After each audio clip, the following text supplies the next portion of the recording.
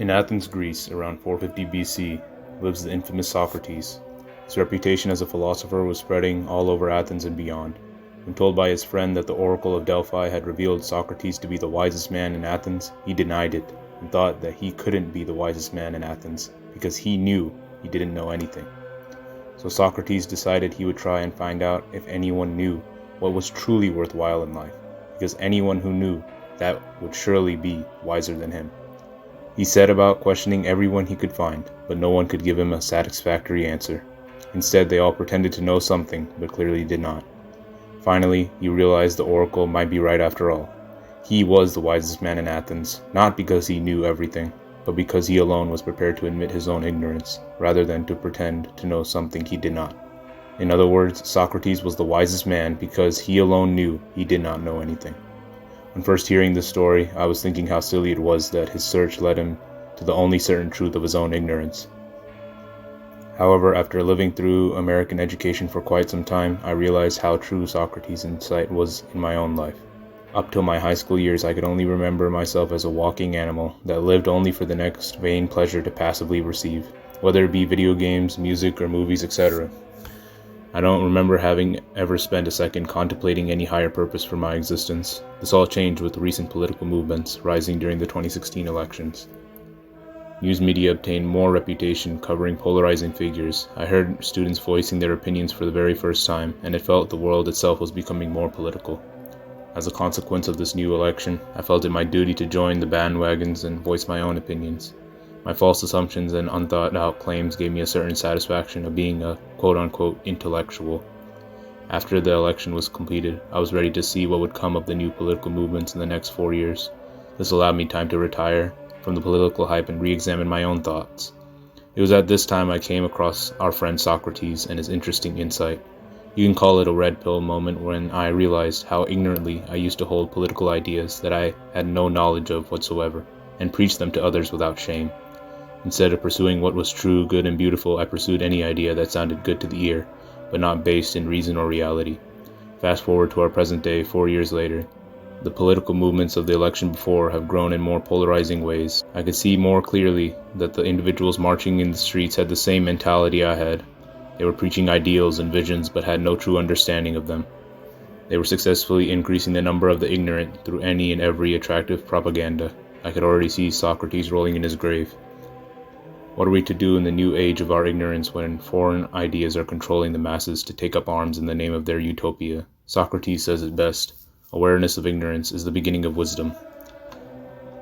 We as humans must individually examine ourselves and admit that we do not have knowledge. We may in our intellects contain large amounts of data only to regurgitate it later, but this is not true learning. There must come a point where we see our own ignorance for the first time and humble ourselves to what is transcendently true and higher than us. Otherwise, we will live and die no different than animals. How then do we become real men? The first step is looking back at the history of our human race, for history did not start out at our birth. We are not the authors of this drama of life, but mere characters that must understand the story we are living, and thus fulfill our part in the time we are given. We must go back and look to the ancients, such as Socrates, Plato, Aristotle, Homer, Virgil, Cicero, and others who laid the foundations of human thought and reason. We must look to the medievals, such as Augustine, Anselm, Aquinas, Dante, etc., who built a civilization on a revolutionary idea. And finally, we must look to the moderns, Hume, Kant, Hegel, Nietzsche, to see why our world is in the chaotic state it is in today.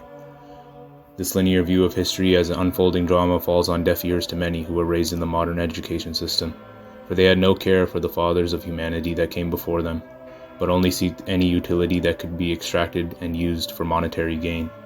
We, in the 21st century, have thrown out the wisdom of our forefathers in return for more doctors, engineers, and scientists, etc. I'm in no way saying these fields don't have their place, but a society that does not have the wisdom to properly use its technological gifts will most certainly be used for evil. And we are paying the price for it as we see the political corruption and civil unrest infecting our world, regardless of the number of doctors and engineers. In order to salvage what's left of our heritage, we must abandon the distractions modernity has shoved on us. Concerning mediums of entertainment that are abused daily by us, we'll never allow ourselves to achieve the ancient virtues of temperance, prudence, fortitude, and real justice. Modern education has taught us everything except how to think. Modern society seeks to control our thoughts and behavior through these damaging distractions. As St. Paul puts it clearly, "When I was a child, I spoke as a child, I understood as a child, I thought as a child, but when I became a man, I put away childish things."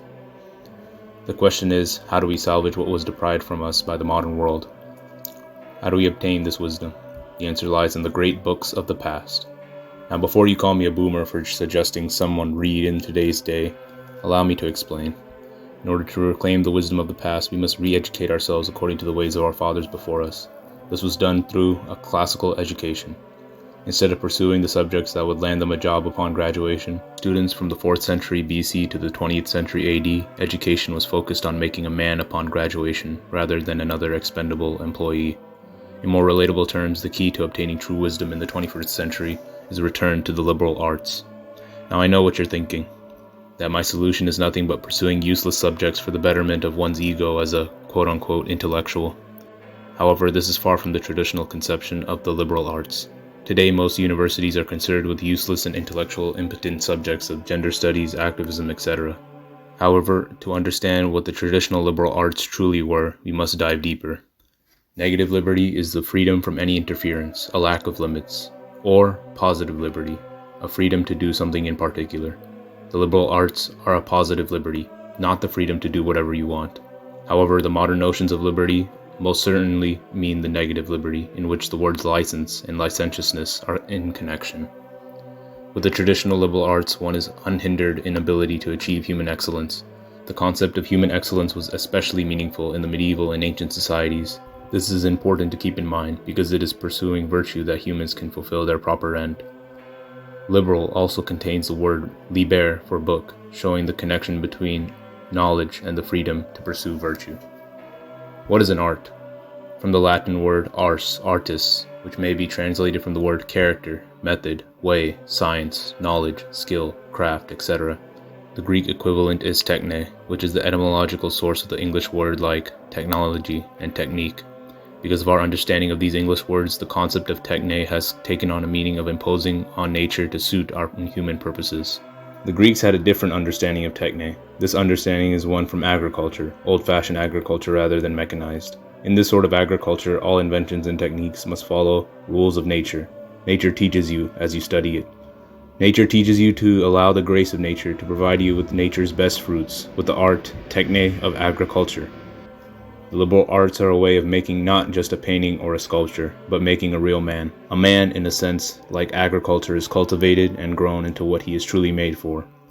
The liberal arts of the ancients and medievals are 7: grammar, logic, rhetoric, arithmetic, geometry, music, and astronomy. While at first glance it may seem like a random collection of college subjects, there's much more and can and will be said in future videos. For now, it was these subjects that created the legends of Western Europe. Of course, me or anyone else watching has probably already had our education ruined through the public system.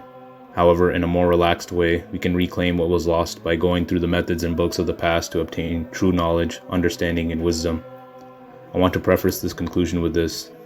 I have not read most, if not all, of the wisdom I have preached that others should also pursue in this video. You could say I'm starting from the point of knowing my own ignorance. However, I do know this. If we as a society do not start now to pursue wisdom, it will not end well. Therefore, I ask you to come with me on this journey to explore the liberal arts and the great books, and hopefully gain the wisdom of our forefathers before it's too late.